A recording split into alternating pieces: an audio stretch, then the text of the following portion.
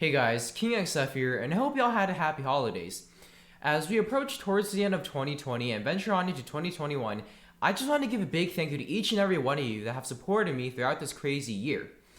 Anyway, today I'm going to be starting a new series called Peripheral Vision.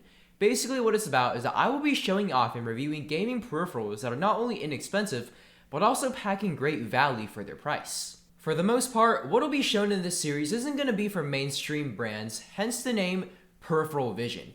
Kind of a double meaning if you think about it. Anyway, we're going to kick off the first episode of Peripheral Vision with the Havit KB487L mechanical gaming keyboard, of which Havit sent to me for video purposes, so big thank you to them. And with that out of the way, let this review commence.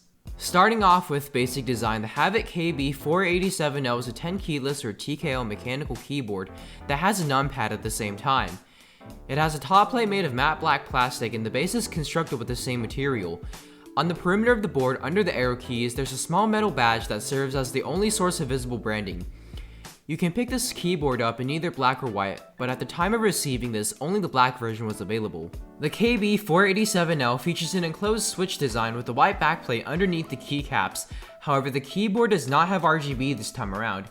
In fact, there's LEDs only on a select few keys, which include caps lock, backspace, and the numpad. The indicators for caps and num, which is accessed with FM plus backspace, are integrated into the LEDs for their respective keys, which shine white. In addition, the numpad also lights up accordingly with num lock. There's also a scroll and window lock, but those don't have LEDs. The cable that comes with the KB487L is a non-detachable braided one in black. It measures in at 1.5 meters or about 4 feet 11 inches, and I do wish that it were detachable instead.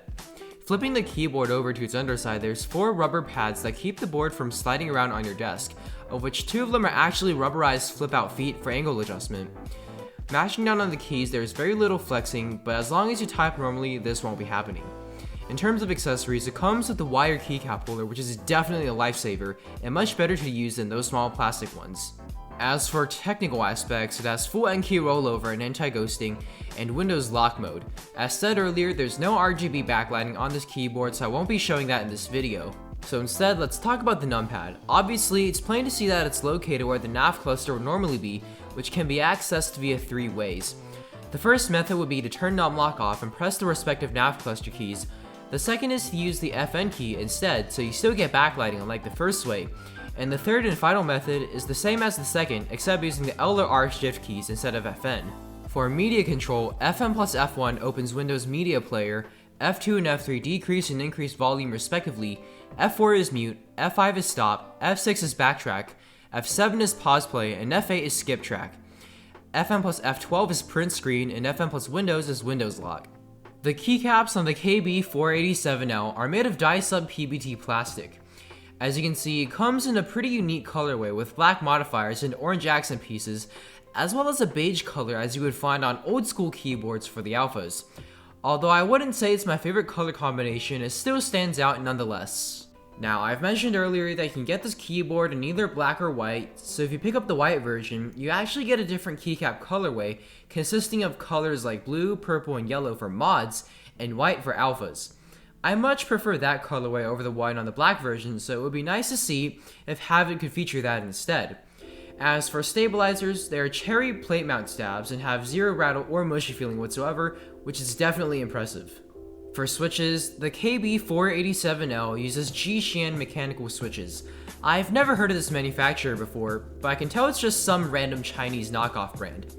This keyboard only comes in reds, which are linear and quiet. The only info on these switches that I could find is its lifespan, 50 million key presses. The switches, however, are a bit on the scratchier end of the spectrum. Obviously, it's still usable, but as an enthusiast, it's just something that I wanted to point out. And now I'll do a sound test of these G-Shan red switches.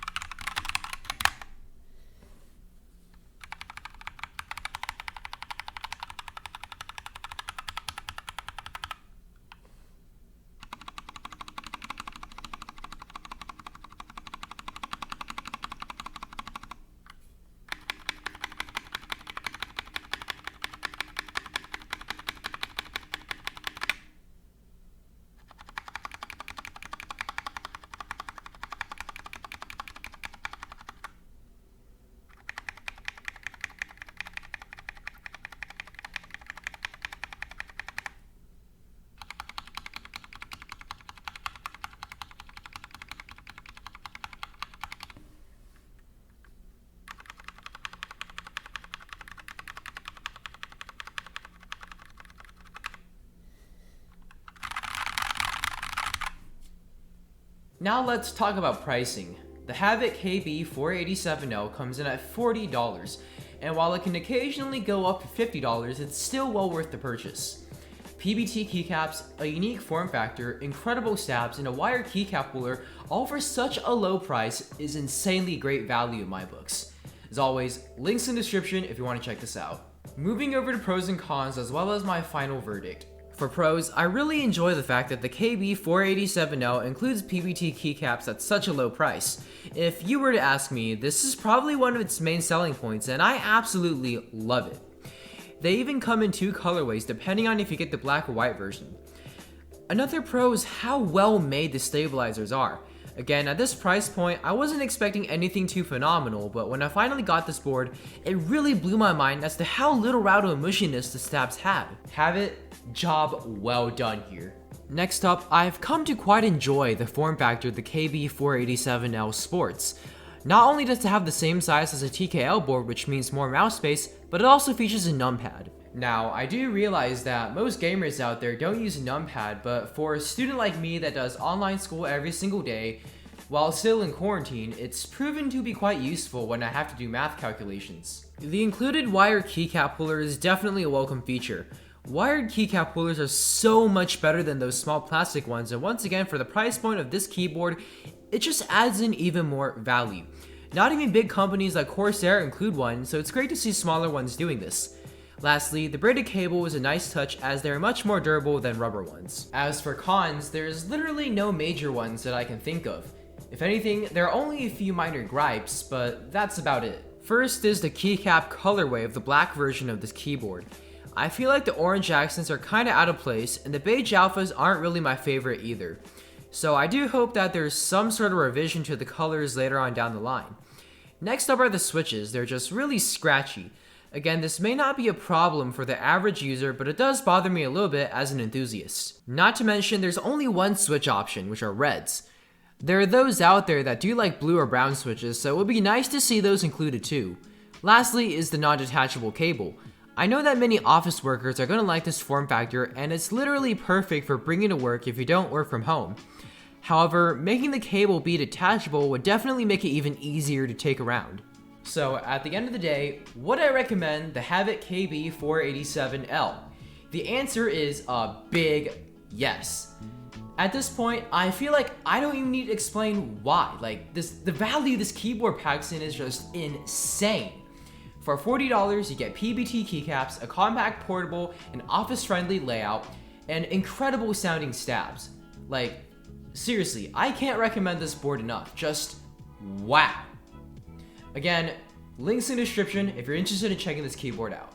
Anyway, that'll wrap up my review of the Havit KB487L. Let me know in the comments down below if you like this new Peripheral Vision series and if I should continue it. If you enjoyed this video, be sure to drop a like to show your support, subscribe if you haven't already, and ring that notification bell so you won't miss out on any of my future uploads.